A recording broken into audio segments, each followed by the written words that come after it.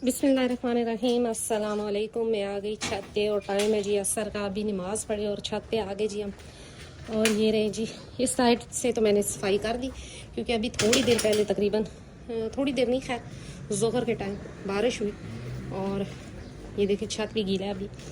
और ये भूख इनको लगी हुई थी आज सख्त वाली, तो इनको पहले खाना दिया और फिर जी इनको पानी वगैरह ताज़ा डाल दिया और सफाई वगैरह मोटी मोटी कर दी। थोड़ी सी सफाई भी हो गई और मुर्गियाँ कर दी जी बंद, क्योंकि ये बकरियों के खाने में ना घुसे आप, इसलिए। और ये रही जी दोनों बकरियाँ। अच्छा, बहुत से लोग मुझसे पूछ रहे हैं कि जी आप कौन सा वंडा यूज़ करवा रही हैं और क्या क्या। तो जी कोई भी वंडा या कोई भी फीड अगर कोई जानवर को अपने दे रहा है ना, यानी कि अब अगर मैं अपने जानवर को ये दे रही हूँ तो मैं बताऊँ आपको और आप वही दें और एक ही दिन में रिज़ल्ट मिल जाए, ये ऐसा नहीं होता। अब ये बचपन से इस फीड पे हैं तो इस वजह से इनकी सेहत भी अच्छी है। ड्राई फीड का बोला जाता है, ड्राई फीड दें। मैं शुरू से ड्राई फीड ही दे रही हूँ इनको, कोई एक्स्ट्रा ग्रीन चारा वगैरह इधर ना तो मुझे मिलता है और ना ही मैं ला के इनको खिला सकती हूँ। जस्ट ड्राई फीड है और जिसे कह लें कि पानी वगैरह साफ़ हर वक्त इनके सामने रहता है। और उससे बड़ी बात जो है वो ये है जी कि इनके गले में कभी रस्सी नहीं डली। रस्सी डाल देना भी जानवर के लिए, एक ख़ास तौर पे बकरियों के लिए बहुत ही तकलीफ़देह होती है। तो जिनकी जगह तो कम है उनके लिए तो मुश्किल है, चलें उनकी मजबूरी है। लेकिन जिनके पास जगह है, जैसे कि मेरे पास ये छत का एक कोना मुझे दे दिया गया है तो इस कोने पे ये इनकी जिसे कह लें सल्तनत है। और ये घूमती फिरती रहती हैं अपनी मर्ज़ी से, जहाँ दिल करे, चाहे अंदर रूम में बैठ जाए चाहे बाहर आ जाए। और उस कमरे का छत नहीं है, इस वजह से उसको अभी दरवाज़ा बंद रखा हुआ है। इंशाल्लाह अनकरीब उसका भी छत दिलवा लिया जाएगा तो फिर इनके पास 2 कमरे हो जाएंगे और वो बच्चों को हो जाएगा। तो फीड की जहाँ तक बात आती है तो ड्राई फीड दें अपने जानवरों को, वो ज़्यादा बेहतर है ग्रीन चारे से। अभी पिछले ही दिनों एक वीडियो में देख रही थी तो उन भाई ने कहीं से पालक लाई और वो जानवर को डाल दी, ग्रीन थी। तो वो उनकी बकरियां 2 उसी टाइम मतलब वो डाल के गए, उन्होंने खाई और जब वो शाम को आए तो वो मरी हुई पड़ी थी। और मुझे बहुत दुख हुआ वीडियो देख के कि उस पालक के जो अंदर पत्ते थे उनमें कोई ऐसा जहरीला कीड़ा या ऐसा कुछ था जो इन दिनों में, सावन के दिनों में आपको पता है कि निकल आते हैं कीड़े वगैरह। तो वो बकरियां खा गई और वो जहर बन गई और जिसकी वजह से जहर फैल गया उनके जिस्म में और वो कुछ मिनटों में ही ख़त्म हो गई। ये रही जी दोनों। अभी इनके कमरे की सफाई करनी है क्योंकि ये जैसे कहते हैं ना कपड़ों पे चढ़ना शुरू कर देती हैं, इसलिए मैंने अभी इनको खाना दिया। मैंने कहा खा लें, फिर इस साइड पे करूँगी तो फिर सफाई की जाएगी।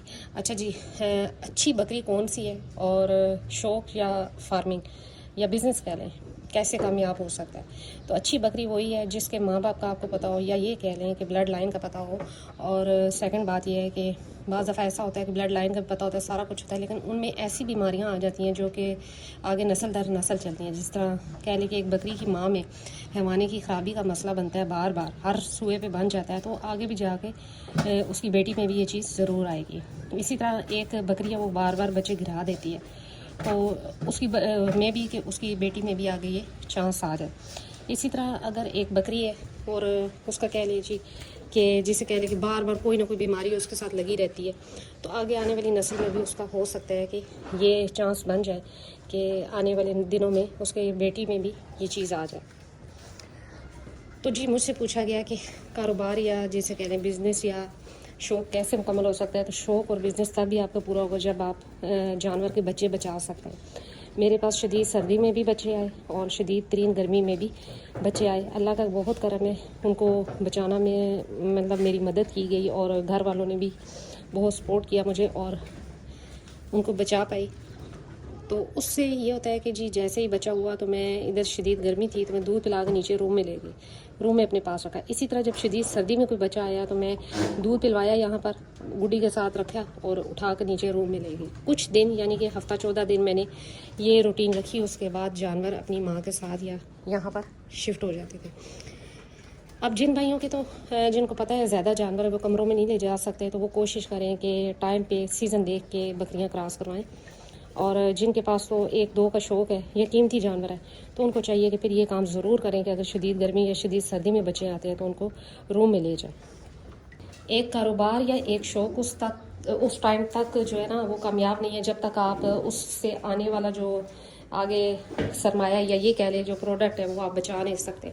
जैसे बकरी से होने वाले बच्चे ही आपकी सारी मेहनत है। अगर वो एक भी देती है और वो मर जाते हैं तो आपका शौक़ भी ख़त्म हो जाएगा, शौक़ भी टूट जाएगा, जैसे कहते हैं दिल टूटना।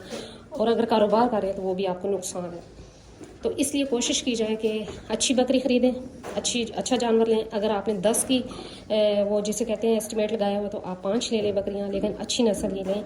और सबसे बड़ी बात यह है कि जब भी आप जानवर ख़रीदने लगें तो हम एज ख़रीदें और कोशिश करें कि एक ही घर के या एक ही छत के हों तो वो ज़्यादा बेहतर है, क्योंकि वो आपस में लड़ाई नहीं करते।